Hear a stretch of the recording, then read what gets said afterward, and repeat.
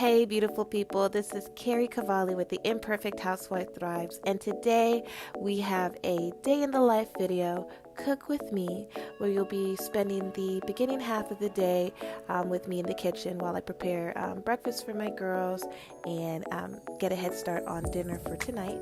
And on the menu is sweet potato pancakes, oven baked basil chicken, and a calabasa pumpkin soup. So let's go ahead and get into it.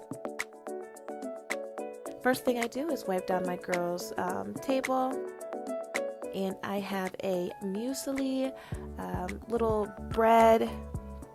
It has like cranberry and raisin, and I top it with some almond milk, and I scramble some eggs with some onions and garlic. And I've also got some sweet potato boiling while I'm making breakfast. This is just me getting a head start on the sweet potato pancakes that I'll be making later on today. Here I am getting my morning tea going. It's the first thing that I drink in the morning, and I got the girls' water going. So I usually do a lime water or a lemon water, freshly squeezed with room temperature water, just so that they can absorb as much of the nutrients and alkalinity as possible. And for me, I usually do a fresh squeezed lemon or lime with some hibiscus powder and some freshly chopped basil and mint. I think in this case I was going to use my basil for the chicken for the day, so I ended up just using mint. I do like a tablespoon of the hibiscus powder and some hot water. You can sweeten it. I usually, sometimes if I'm feeling fancy, I'll sweeten it with agave nectar or maybe like some honey. So I'm going to give it a really good stir. And I usually make my teas in my thermos so that by the time I get to my tea after serving breakfast with the kids and things like that, it'll already still be hot.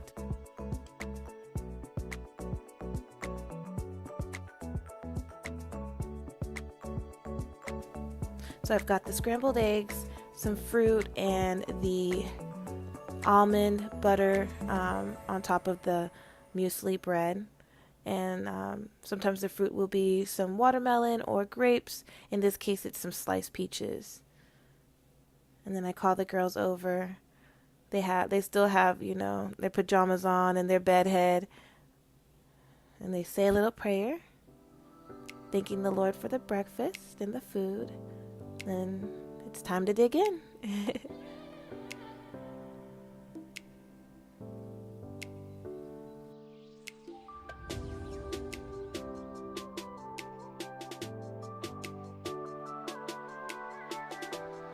So we're checking on the sweet potatoes, and I want this to be as soft as it can possibly be for me to peel it.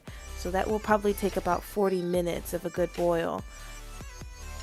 I'm potty training my 2-year-old, so time for a potty break.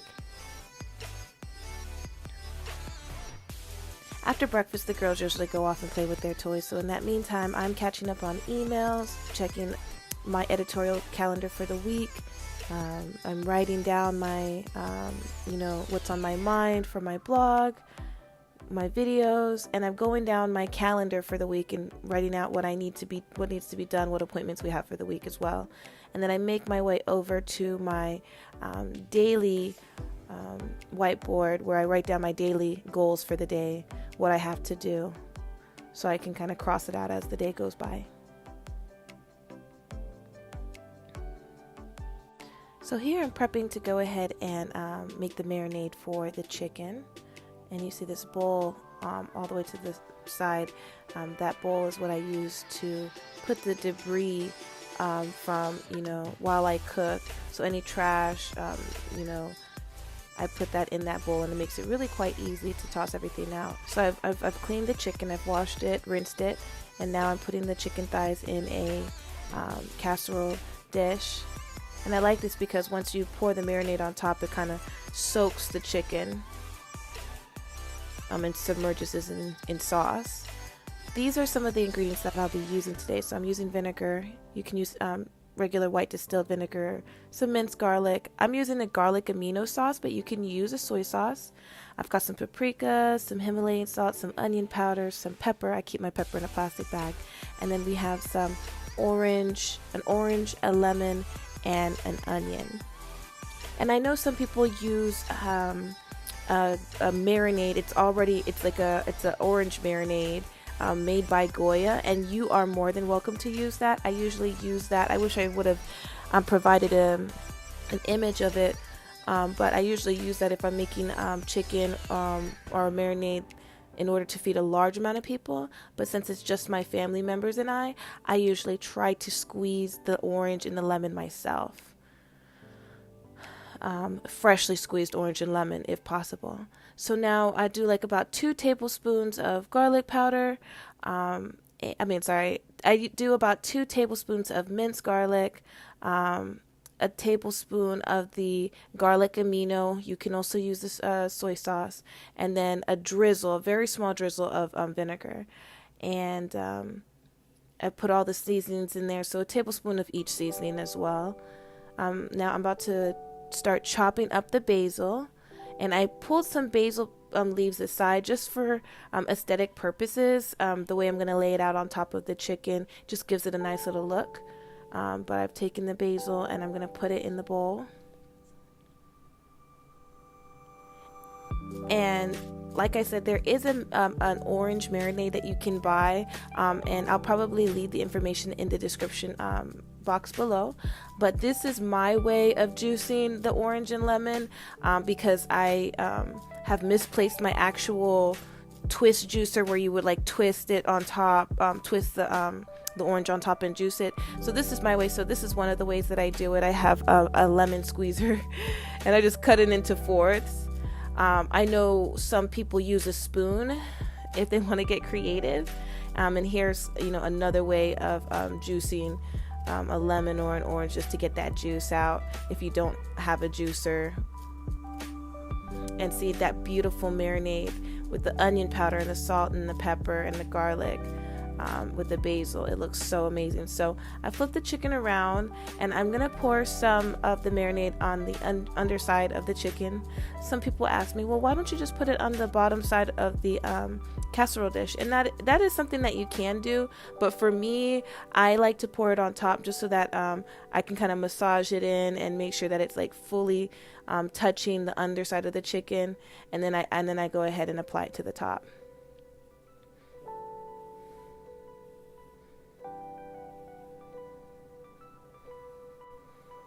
And don't be afraid to go back and, make more sauce if you need to, if it's not as covered in sauce as you'd like. The secret in making chicken is, moistness. And some people are, most of the time I like to marinate my chicken overnight, but if I'm not and I make it the same day, I can get away with it being made the same day and it still being super moist because of all of that extra sauce that I actually bake it in. And so you see I've taken some onions and I've taken some of the basils I put aside and place it on top. It gives it a nice little aesthetic, and once the chicken is cooked, of course the onions get soft, but it just tastes so good. I'm going to go ahead and pop this in the oven.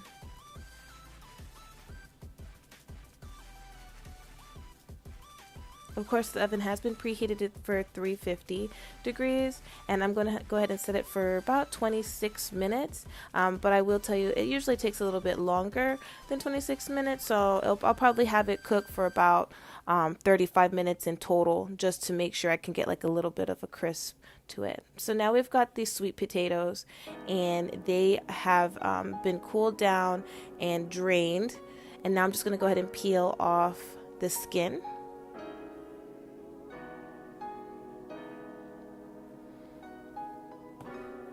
And I want to say I'm going to be using a total of 4 to 5 sweet potatoes.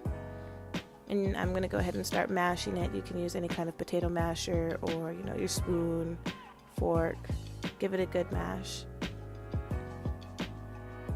And for this, I'm going to use it for the sweet potato pancakes. But since this can be used as a snack, so I'm going to put some aside with some cinnamon. It's already sweet, so you don't need any honey or agave nectar. I'm going to go ahead and give it to my girls so that they can snack on it while I continue cooking.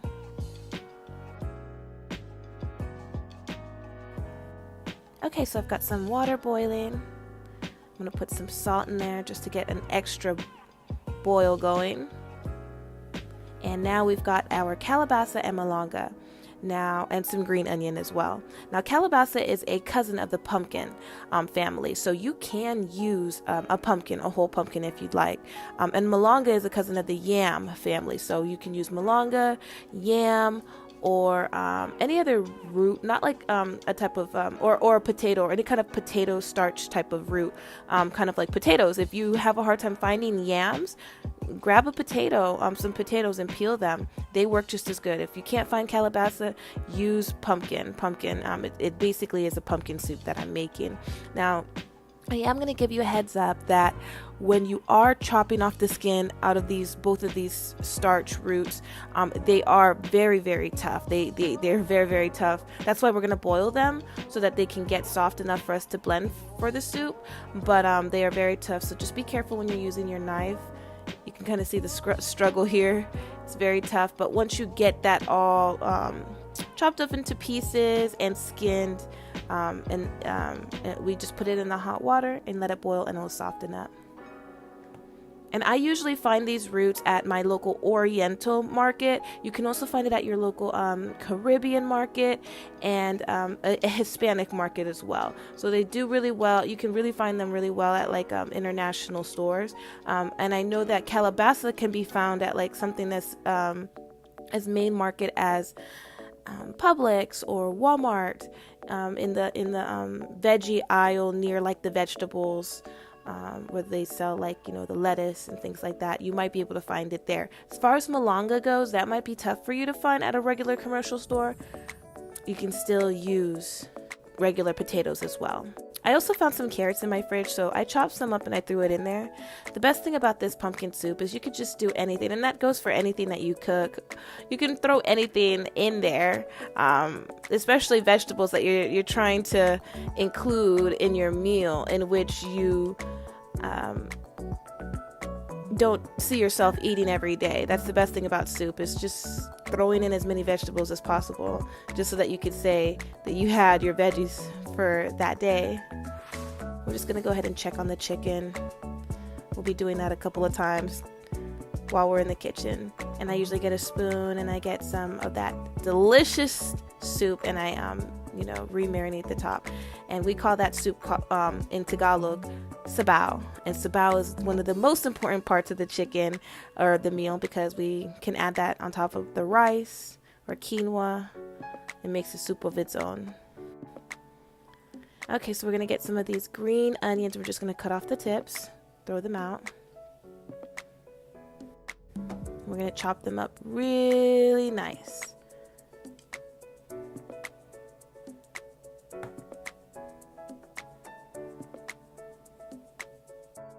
So I'm putting them in the blender so I can get them as chopped up finely as possible. And you see that we have the carrots and the calabasa, pumpkin, and the malanga boiling.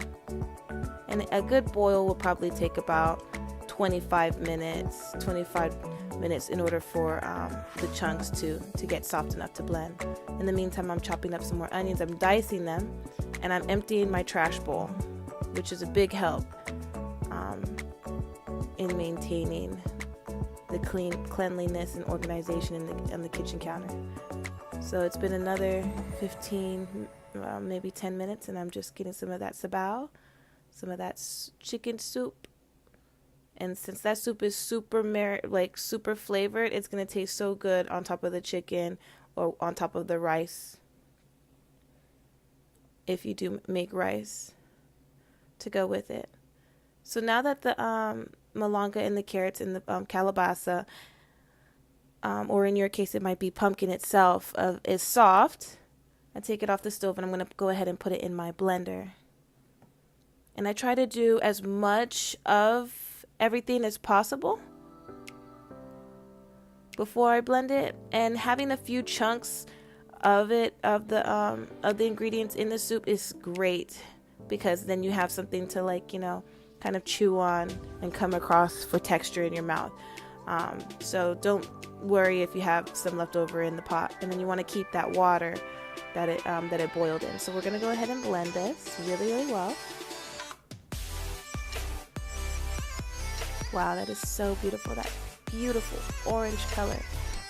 And you see, we've got like a thick puree. And this is amazing. If you wanted to feed it to a baby for baby food, forget about it. You can add a little bit of kale or a little bit of bananas in there, and it would be the perfect baby food.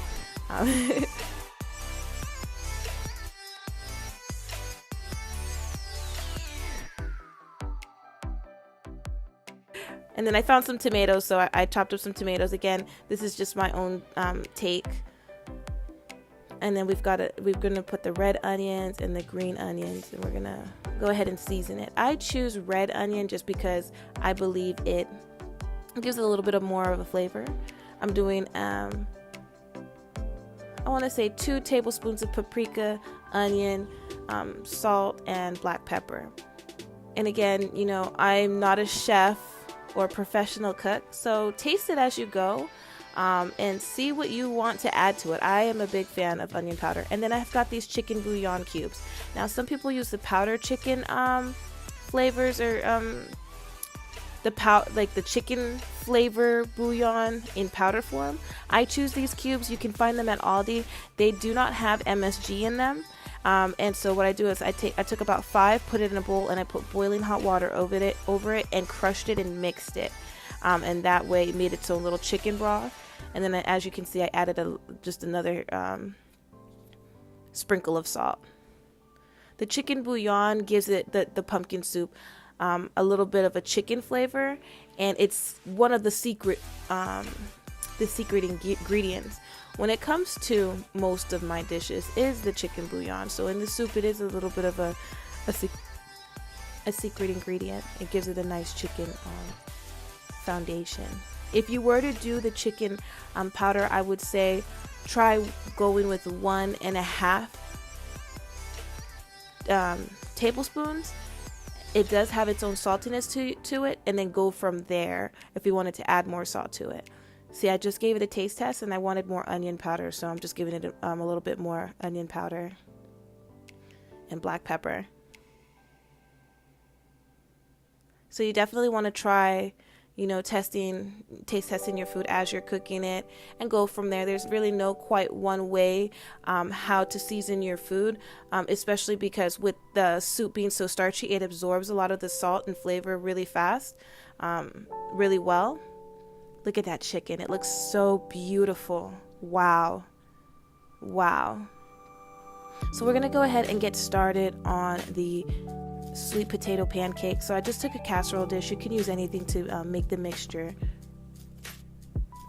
And that's and this is going to be the mashed sweet potato. And I'm taking a drizzle of spelt flour and almond flour. You can find spelt flour at your local Whole Foods. I find it I go to an Indian shop near me. And then almond flour, this brand of almond flour I get at Walmart. You can use regular, you know, white flour, unbleached flour. You can use wheat flour, any flour that you usually use, you can use it. I use almond flour and spelt flour simply off the fact that that's basically the only flour that I use in my home. It has a low glycemic index, and we try to do as much flours that don't cause inflammation in the home. We'll talk about that more in another video, but I'm seasoning it up well. So you saw that I put the red pepper and the onion, green onion. I've got black pepper in there, onion powder, some paprika, and then just, you know, a tad bit of salt and some minced garlic. Because these sweet potato pancakes are going to be savory. They're going to be of the savory sort. And you just want to, you know, keep adding to it some more flour. You want a texture where it's going to be thick enough for it to stick to itself. You're going to make little patties and fry it. So I've gotten it to a point where it's thick enough for it to stick to itself, because I will not be adding an egg or any kind of anything to make it stick. It's just simply the sweet potato pancake. So I've got my cast iron skillet going, and you can use whatever oil. I usually don't use a lot of oil, so I've got a grapeseed oil, going and heated, and I'm just going to flip it. So I'm not going to fully submerge it in oil just because I don't want it to be super deep fried. And I'm going to go ahead and place these patties on the cast iron skillet and let it fry, and then flip it after a few minutes. And I'm going to press them down just so that I can make them a little bit flatter. That way they can cook a little bit more thoroughly. As I was frying it, my camera battery actually ran out of charge, so I wasn't able to record the rest of my frying the sweet potato pancakes, but this is the end result. So there's the oven baked basil chicken. I have the sweet potatoes, the sweet potato pancakes, and the calabasa pumpkin soup. And on top, I just garnished it with a little bit of parsley flakes and paprika, and I've got my sparkling water with lime going. I did end up making an eggplant curry sauce for the sweet potato pancakes, which I will leave the ingredients for on my blog post that I'll go ahead and provide in the description box below. And this was dinner for tonight. And I actually got done making that around 2 or 3 in the afternoon. So it was also a little bit of lunch for me and the girls. And we picked at it while we waited for hubby to come home.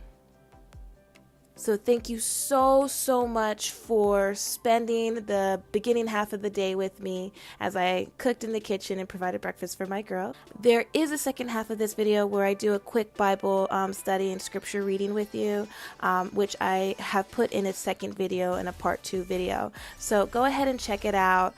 We talk about how God good is and being still and letting Him fight our battles. So thank you so much for spending the better half of the day in this day in the life video where you cooked with me.